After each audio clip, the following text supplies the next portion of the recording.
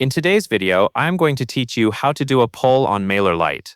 To get started, open Mailerlite and log into your account. Once you are inside your dashboard, take a moment to let the page load fully so you can see the main navigation clearly.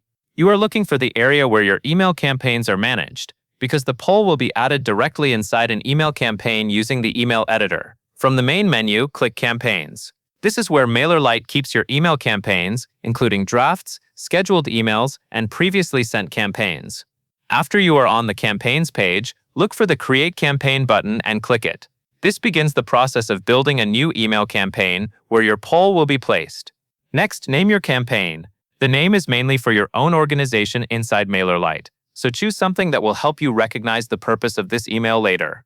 After naming the campaign, choose the available campaign settings shown on the screen. These settings may include the basic details needed before you move into the email design area. Take your time here and make sure everything looks correct before continuing.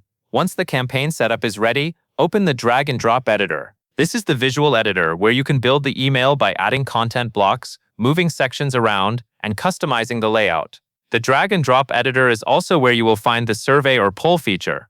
When the editor opens, you should see your email template in the main area with a sidebar on the left containing different types of content blocks. Now focus on the left sidebar. This sidebar contains the building blocks you can use in your email, such as text, images, buttons, and other interactive elements. Scroll down through the sidebar until you find the Special Block category. This section includes blocks that are not just simple text or images, and it is where Mailerlite places the survey block. Once you see the survey block, drag it into your email template. Place it in the section of the email where you want your poll to appear. It may help to think about where your readers are most likely to notice it. For example, placing it after a short introduction can give people enough context before they answer. After you drop the block into the template, it will appear as part of your email layout. Now click on the survey block inside the email template. When you select it, the settings for that block will appear in the right pane. This right side panel is where you customize the poll itself. Look for the option that says Add a Question and click it. This is the point where you create the actual question your subscribers will respond to. In the question settings, change the format to either multiple choice or like and dislike, depending on the kind of poll you want to create. Multiple choice is useful when you want readers to choose from several answer options. Like and dislike is better when you want a quick reaction or a simple preference. After choosing the format, type your poll question into the question field. Next, enter the possible answers for your poll. Keep the answers clear and easy to understand so subscribers can respond quickly. If you are using a multiple choice format, make sure each answer is distinct.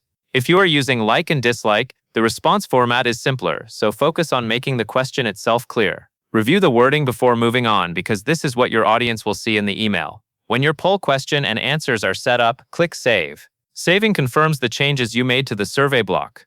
After that, click Done Editing to finish your setup in the editor. This takes you out of the editing process and confirms that your email now includes the poll you created. That covers everything you need to know. You have created a campaign, added a survey block, customized the poll question and answers, and saved the setup in Mailerlite.